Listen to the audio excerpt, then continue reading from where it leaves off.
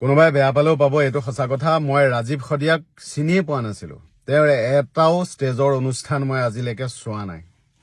মৃত্যুৰ পাছত তেওঁক বুজিছো, জানিছো মাত্ৰ। কিন্তু কিয় এইটোৰ কাৰণে মোৰ ভুলনে? মোৰ নিচিনাকে অগণন মানুহে ৰাজীৱ শদিয়াক মৃত্যুৰ পাছত চিনি পাইছে। সেইটো জানো আমাৰ ভুল? আমিতো অসমৰ প্ৰত্যেকজন মানুহে শুকুৰ আলীক চিনি পাওঁ। স্পাইৰেল পটেটো কোনে বনাইছিল সেইবোৰতো চিনি পাওঁ, কাৰণ আমাক বাৰে বাৰেতো এইবোৰে দেখুওৱা হৈছিল। সেইকাৰণে তেওঁলোকক চিনি পাওঁ। ৰাজীৱ শদিয়াৰ নিচিনা শিল্পীসকলক কোনে দেখুৱাইছিল, কোনে ভাইৰেল কৰাইছিল, বা কোনে তেওঁলোকক ষ্টেজলৈ মাতি নি এটা ভালকৈ ষ্টেজ প্ৰগ্ৰেম দিছিল? আজি মৃত্যুৰ পাছত সকলোৱে ফুলৰ মালা দিব গৈছে। মৃত্যুৰ পাছত সকলোৱে চিনি পাওঁ বুলি গৌৰৱ কৰিছে। লোকশিল্পী, অসমৰ গৌৰৱ, এইবোৰ আজি মনত পৰিছে। কিন্তু জীয়াই থকাৰ সময়ত তেওঁক আমি গামোচাখন দিছিলো নে? জীয়াই থাকোঁতে যদি সঁহাৰি নাপায়, মৃত্যুৰ পাছত ফুলৰ মালা দি কিবা লাভ আছেনে?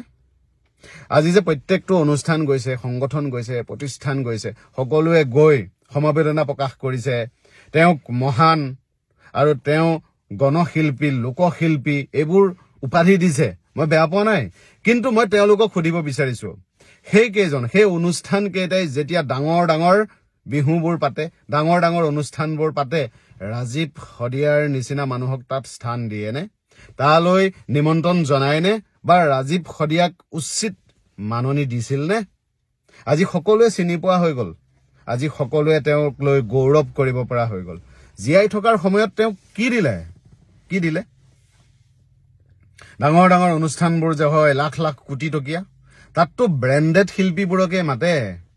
ৰাজীৱ শদিয়াৰ নিচিনা অগণন শিল্পী যে অসমত আছে, তেওঁলোকক জানো গামোচাখন যাচে? তেওঁলোকক জানো সন্মান দিয়ে? আজি মৃত্যুৰ পাছত যে ইমান চিনাকি হৈ গ'ল, মই দুখিত। আৰু আজি ৰাজীৱ শদিয়াৰ বিষয়ে লাহে লাহে যে বুজিছো, শুনিছো, সঁচাকৈ কৈছো, তেওঁ অসমৰ গৌৰৱ আছিল। তেওঁ অসমৰ জাতি মাটিক অন্তৰৰ পৰা ভাল পাইছিল। ভগৱানৰ যে কি নিষ্ঠুৰ নিয়ম মই নাজানো, এনেধৰণৰ মানুহবোৰক কম বয়সতে লৈ যায়। কিন্তু ইয়াৰ লগে লগে সঁচাকৈ আমাৰ অসমীয়া মানুহৰ মৰম স্নেহবোৰৰ কথাও কিন্তু ভাবিব লাগিব। মৃত্যুৰ পাছত আমি ফুলৰ মালা দিম, ফুলৰ সজ্জা দিম, সন্মান দিম, পুৰস্কাৰ দিম, গামোচা দিম, পৰিয়ালটোৰ ওচৰত গৈ গৌৰৱত কম, মই চিনি পাওঁ, আমুকে চিনি পায়, তামুকে চিনি পায়। কিন্তু জীয়াই থকাৰ সময়ত তেওঁক সাধাৰণ গামোচাখন নিদিম, এটা অনুষ্ঠানলৈ নামাতিম, তেওঁক ইগনৰ কৰিম। এনেকুৱা ৰাজীৱ শদিয়া অসমৰ বিভিন্ন জেগাত গাঁৱে ভূঞে আছে, তেওঁক কিন্তু কোনেও সন্মান নিদিয়ে। মৃত্যুৰ পাছত সন্মান দিবলৈ কি লাভ আছে? মৃত্যুৰ পাছত ৰাষ্ট্ৰপতি পুৰস্কাৰ দিলেও বাৰু এই মানুহজনে কিবা পাবনে? মৃত্যুৰ পাছত ভাৰত ৰত্ন দিলেও বাৰু কিবা লাভ হ'বনে?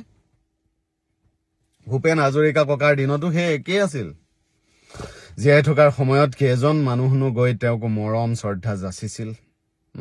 মৃত্যুৰ সময়ত কিন্তু অগণন মানুহে গৈ ভিৰ কৰিছিল। ৰাজীৱ শদিয়াকো আমি জানিব লাগিছিল কেতিয়া? জীয়াই থাকোতে। তেওঁৰ গান শুনিব লাগিছিল জীয়াই থাকোতে। দুৰ্ভাগ্য কথা, এজন অসমীয়া হিচাপে মৃত্যুৰ পাছত তেওঁৰ কথা গম পাইছো, মৃত্যুৰ পাছত তেওঁৰ কাহানী শুনিছো, মৃত্যুৰ পাছত বুজি পাইছো তেওঁ কিমান অসমক ভাল পাইছিল। জীয়াই থাকোতে যদি গম পালোহেঁতেন, তেওঁক আমি বাৰু আৰু শ্ৰদ্ধাৰে মনত পেলাব নোৱাৰিলোহেঁতেন নে? পৰিয়ালটোৰ দুখত দুখী হৈছো। ভগৱানক প্ৰাৰ্থনা জনাইছো পৰিয়ালটোক যাতে ধৈৰ্য ধৰিবলৈ শক্তি দিয়ক। ইয়াৰ লগে লগে প্ৰত্যেকজন অসমীয়া মানুহক কৈছো, মৃত্যুৰ পাছত নালাগে ফুলৰ মালা, নালাগে বেদী, শ্বহীদ বেদী, নালাগে ডাঙৰ ডাঙৰ সোঁৱৰণি, নালাগে। জীয়াই থাকোতে সন্মান দিয়ক, জীয়াই থাকোতে মৰম কৰক, জীয়াই থাকোতে পাৰে যদি অনুষ্ঠানবোৰলৈ মাতক গণশিল্পীসকলক, লোকশিল্পীসকলক। ব্ৰেণ্ডেড গায়কবোৰে য'তে ত'তে প্ৰগ্ৰেম পায়, কিন্তু ৰাজীৱ শদিয়াৰ নিচিনা অগণন শিল্পীয়ে প্ৰগ্ৰেম নাপায়। তেওঁলোকৰ অভাৱবোৰ চাবচোন এবাৰ। ইমান অভাৱৰ পাছতো কিন্তু অসমৰ কথা ভাবে, জাতিটোৰ কথা ভাবে। সেইকাৰণে এইবাৰৰ পৰা অনুষ্ঠান পাতিলে আপোনাৰ অঞ্চলৰ লোকশিল্পীজনক, আপোনাৰ অঞ্চলৰ এনেদৰে অসমীয়া জাতিৰ কথা ভবা মানুহজনক ষ্টেজলৈ মাতিব, অকণমান জেগা দিব। অকল ব্ৰেণ্ডেড গায়কবোৰৰ বাবে ষ্টেজ নহয়। তেতিয়াহে আমি ৰাজীৱ শদিয়াক যে আজিয়ে গম পাইছো মৃত্যুৰ পাছত, এনেদৰে অগণন ৰাজীৱ শদিয়াক গম পাম। অগণন ৰাজীৱ শদিয়াৰ নিচিনা অসমক ভালপোৱা শিল্পীক সন্মান যাচিব পাৰিম। মৃত্যুৰ পাছত মই ভাই, মই ককাই, মই তোৰ লগত আছো এইবোৰ কৈ একো লাভ নাই। পুনৰ কৈছো মই, আজি যি ৰাজীৱ শদিয়াৰ ঘৰত গৈ ভিৰ কৰিছে ডাঙৰ ডাঙৰ অনুষ্ঠানৰ লিডাৰসকলে, তেওঁলোকে ৰাজীৱ শদিয়া জীয়াই থকাৰ সময়ত বিহু ফাংচনটোলৈ মাতিছিল নে, অনুষ্ঠানটোত আগভাগ ল'ব দিছিল নে, নিজক প্ৰশ্ন সুধিব।